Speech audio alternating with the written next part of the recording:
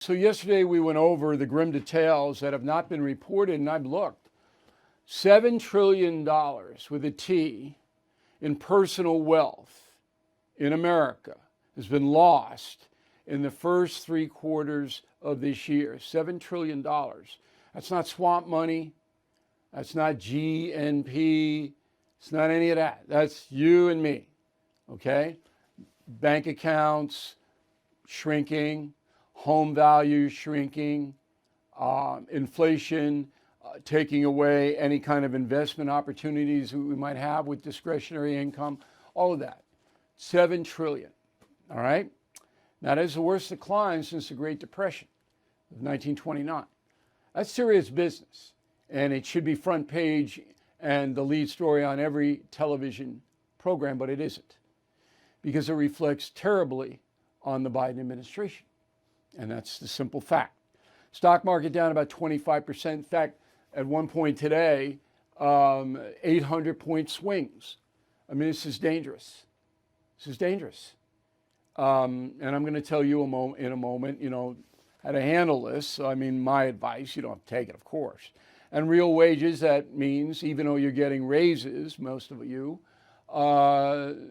spending power is down. So real wages right now, according to Fortune magazine, which studies this stuff, they're down 3%. The other stats I gave you from the Federal Reserve. The U.S. government is telling you that $7 trillion has been carved off personal wealth in this country, and money is power. So as you get older, you need assets to protect yourself from disease, from any kind of maladies that may befall you. You need money to live. You need all kinds of things to protect yourself. If you don't have it, you're powerless. And I get letters every day from people who are in that circumstance. Now, next year, U.S. home prices are projected to fall 4%. That will be the worst decline since 2012. So you got a lot of equity in your home, and you had it up to here. It's coming down. And it's easy when you raise interest rates, as the Biden administration has to do to strangle inflation, then fewer people are going to buy homes at the high interest rate. So, I mean, it's, and home sales can be harder to sell your home if you have to. You're going to be down 16%. That's a prediction. And the consumer price index is up so far this year about 7%. It's more than that, but gas prices are coming down, okay? And that's moderating the inflation a little bit. Why are they coming down? Well, very quietly, again, unreported, the Biden administration lifted many of the fossil fuel restrictions it put in when Mr. Biden was inaugurated. So they just took them off very silently. It's easier to harvest and refine oil now than it was. So that's huge, okay? And then the oil reserves have been released into the public, and the U.S. government gets that money, all right, at the price of barrel oil. All of that has lowered it. So it's down right now to about $3.25 a gallon. Okay, this is, a year ago it was $3.33. This is good news. Perhaps the only good news the Biden administration has on the economic front. Now, why then did the midterms go the Democrats' way? Because we are a nation of 2 tribes. And this is very, very important for you to understand. And I'm not being arrogant or supercilious or professorial here, but very, very few Americans understand this.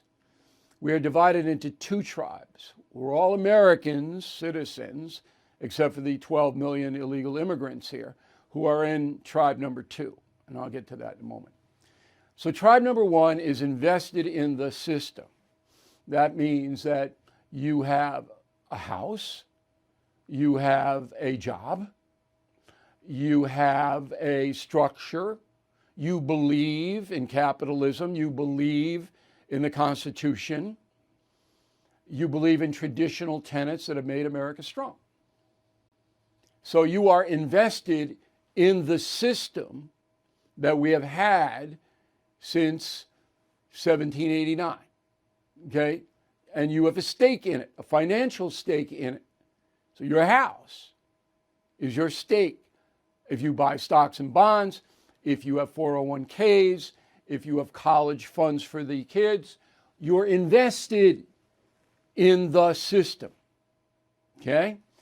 Tribe number one. I submit that most of you watching and listening to me today are in that tribe. You are invested in this country and you are disturbed on what is happening here. Tribe number two, totally different. They don't own property, generally speaking. They live in rentals, okay? They are low wage earners. They don't have a lot of assets. They don't invest in the stock market. They don't have a lot of discretionary income. They don't have a lot of education, okay? They just get by. Now, tribe number two, I'm not disparaging that tribe. They love their country. I'm assuming many of them, perhaps most, love their country, but a substantial minority don't, okay? And they don't have any loyalty to tribe number one or traditional America. They want change that benefits them.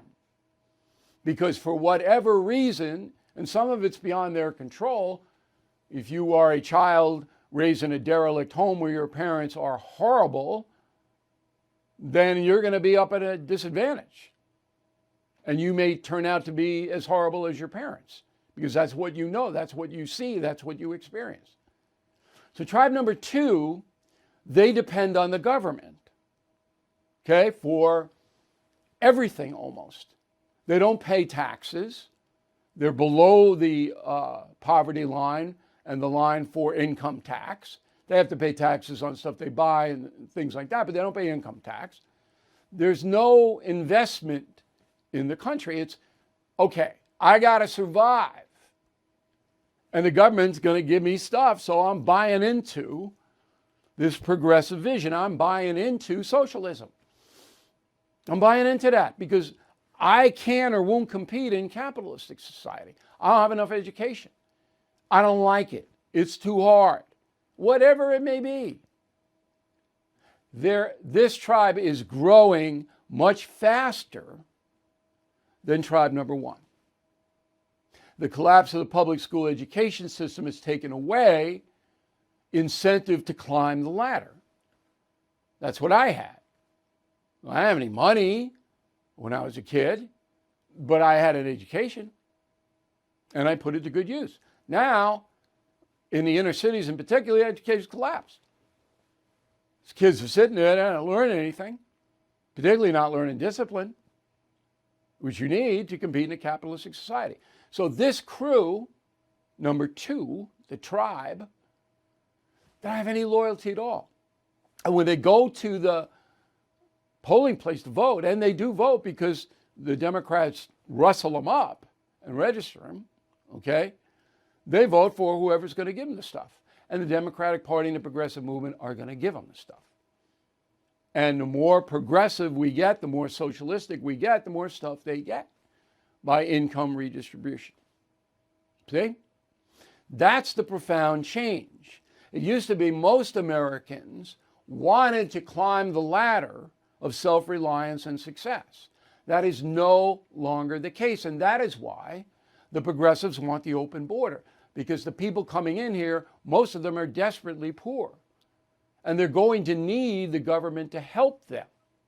And they're going to vote for the parties that give them the most stuff, the most help. And so you flood the zone with people who have no tradition. They don't understand how America was formed and how it rose to become the greatest country in the world. Most of them don't understand that. No tie at all. That's what the open border is all about. Flood them in, more of them, so that tribe number two grows.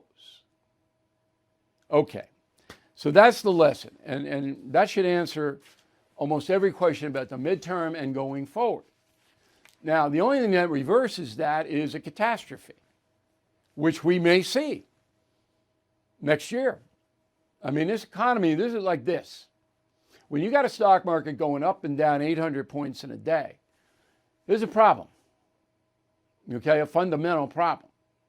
I haven't bought a stock. I can't even remember the last time I bought a stock. I'm holding, and that is the last part of the memo. What do you do in the Biden economy? Nothing. It's painful, but I'm banking on the greatness of America that it will come back. I don't know when, but if I sell now, I lose forever.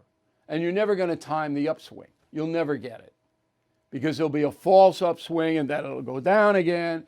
You can't do it. You just can't. So if you have stocks, bonds, investments, 401s, hold it. Tough it out. Best advice I could ever give you. And that's the memo.